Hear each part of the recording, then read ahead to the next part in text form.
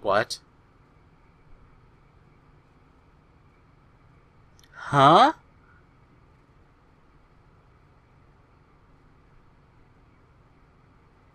Oh, I didn't understand what the who was it at the scene of the crime? Who was the person? I thought it was always the bus. That was my initial thought of it. I didn't think of it as a murder weapon, to be honest with you guys, but I think this is it. He saw Max's Ow! I asked, who was the other person Mo saw on the scene? The evidence has nothing to do with this question. En quoi, ma frère?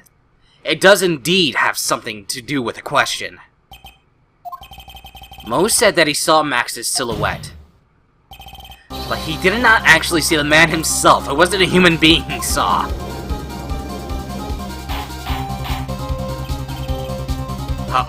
How is that possible? It's simple, really. What Mo actually saw that night was Max's bust. What are you talking about? Have you tried using your brain in all of this case? In all of this case, the silhouette he saw just happened to be wearing a cloak. There's no reason why you couldn't attach a cloak to a bust, or a cloak like that could easily get snagged on the bust, and they came into if they came into contact. Idiot! Who in their right mind would put a cloak on the bust? It doesn't matter who put it on the bust! Just a minute now, Mr. Wright. Who put the cloak on the bust? That question is the utmost importance in this case, don't you agree? Oh, he caught me. So let's have it, Mr. Wright. Who put the cloak on the bust?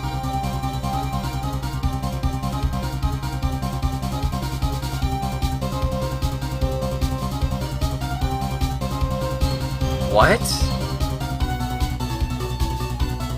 There's only like one person there. It could be him or Russell Berry.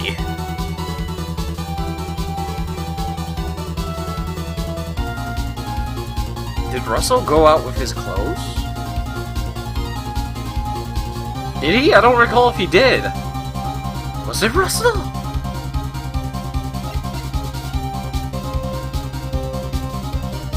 Well, why would it just be hanging there? Hold on.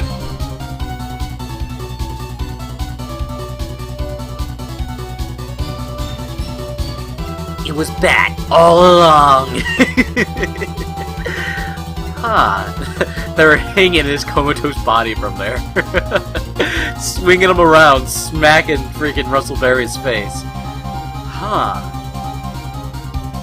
What the heck? That could be the reason the hat was left at the scene of the crime. Russell Berry keeled over with it, so it fell off his head. But it's not in the picture, so... Thinking...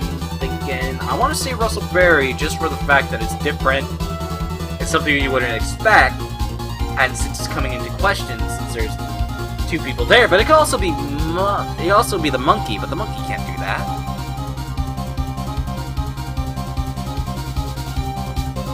Or can he? So it's three people within my mind. It could be Acro, it could be Russell Berry, and it could be... Was he wearing... I don't know if he was wearing it. Maybe he just hung it up on there because it was hanging there. Or...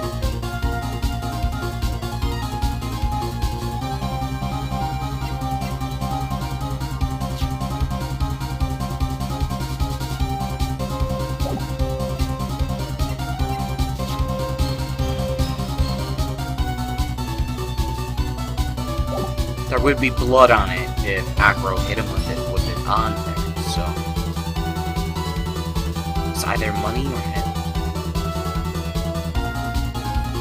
It's not shiny, so he wouldn't fuck with it, and why would he cover something that's shiny?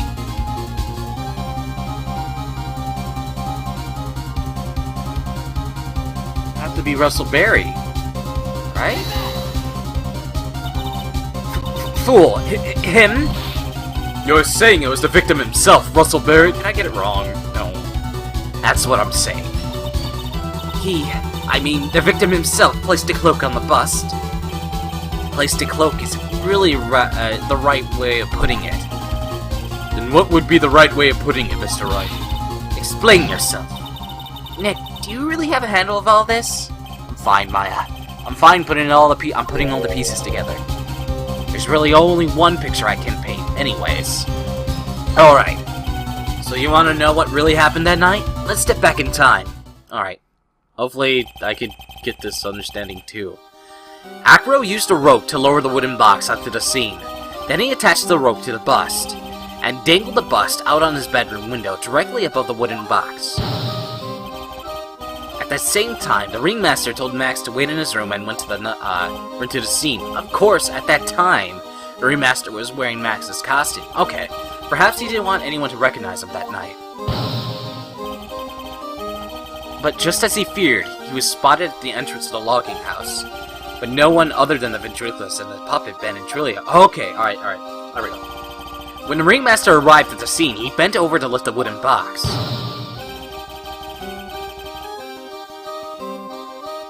He was trying to kill Max. He was not trying to kill the ringmaster. The ringmaster got killed by accident, and they were trying to kill Max. And that's when Acro took his chance to release the rope. Wow, Acro's fucking built. Did you see his muscles? Now this is when the magic happens. At that very instant, the bust hit the victim.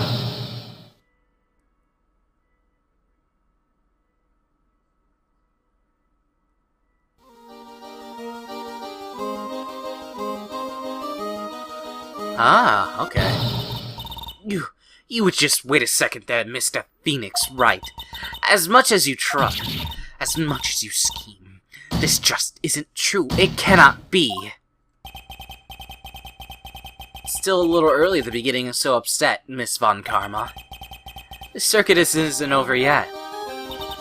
Eh?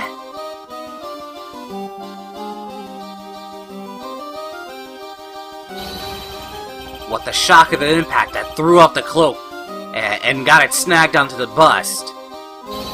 That's when the sound was heard by the witness, and he took a look out his window. That witness was, of course, Lawrence Moe Curls, the clown. When Moe looked out of his window, the cloak had already snagged onto the bust. Now, having completed the crime, Acro naturally went about pulling up the murder weapon. Of course, he had no idea what Moe saw on the bust and began raised with the cloak dangling on it. Primarily because of his wheelchair, he couldn't see out his window, so he just kept pulling the bust up. Ah, coincidences everywhere. And that is how the magical murder disappearing into the sky came to be. Now, you know how the murder actually took place. And now you know who was able to drop the murder weapon from above the scene. Acro, it could have only been you. Calm as a motherfucker. Acro's been playing mind games with all of us. He sure has. He has to come to the end of the rope now. So, what now? You've graced us with a rather long-winded tale. But do you have any evidence to prove that your fairy tale is true? Evidence? In this court, only two things matter. The power of evidence and the power of my whip. Don't forget the power of the gavel as well.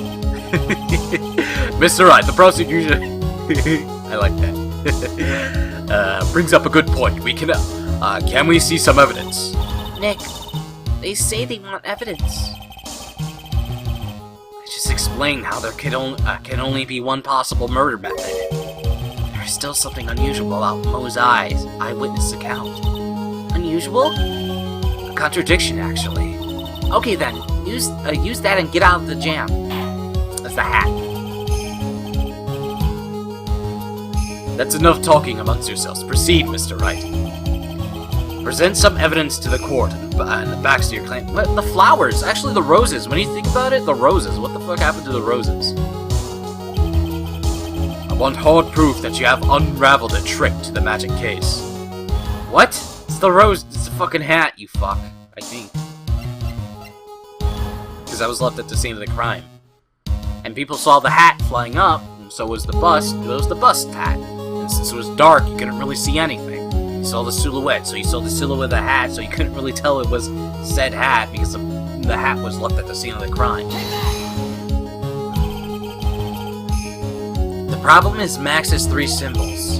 You know the silk hat, the cloak, and the white roses?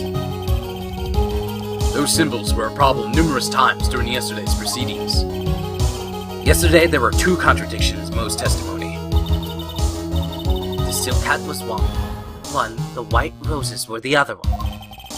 But the theories just presented explains all of these contradictions. You fool, do you ever shut up? Max's silk hat was found at the scene of the crime. However, remember what Mo said yesterday? Why are they attacking my microphone? Fucking flies. He testified that the criminal was fleeing the scene. That he saw fleeing the scene was wearing a silk hat. There's only one explanation for that. The silk hat that Mo saw was actually the bust. Ah, makes sense. If you look at it that way, then he did see the silk hat. Well, sort of. Fine, you've got one, but what about the other contradictions? The other contradictions? Remember what the ventriloquist said in court? He said that he witnessed white roses on Max's chest that night. But the clown's testimony doesn't match. The clown said that there were no white roses. I'd like to see you try and explain that the other way. He didn't see them. Can you do it, Nick? Of course, I can explain all of it. What was that? Please recall the instant where the cloak snagged onto the bust. If the roses snagged onto the bust, what happened to the white roses?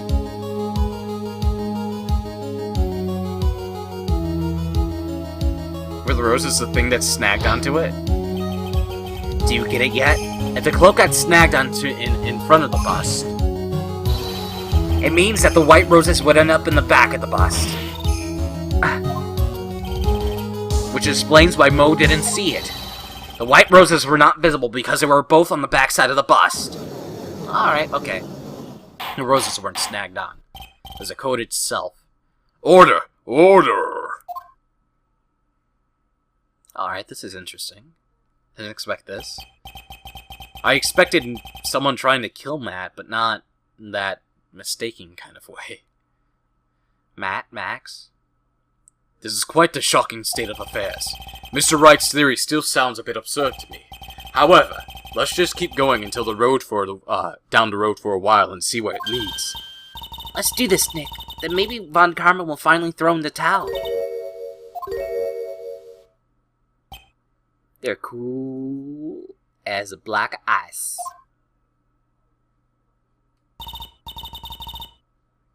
Well, so much for that theory.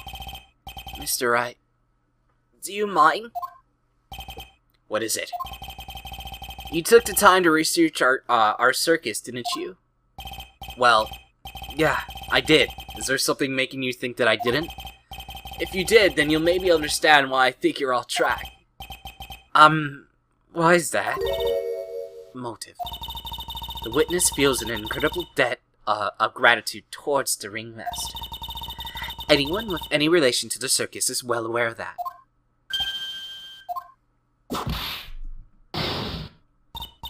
Thus, there's absolutely no way someone like this would kill the ringmaster. That's true. But it was an accident. Your Honor, I'd like you to hear Acro's story. Learn about his relationship with the ringmaster and his life up until now. Fucking little bastard, get out of here. What do we do now? There's no doubt that Acro deeply respected ringmaster. Acro's motive. It seems that this case isn't over yet. Very well. However, I feel that is a good place to take a break. I will listen to the rest of Mr. Dingling's testimony after recess. The court will now take a 10-minute recess. Woo! Take a breather, baby. To be continued. Oh, yeah.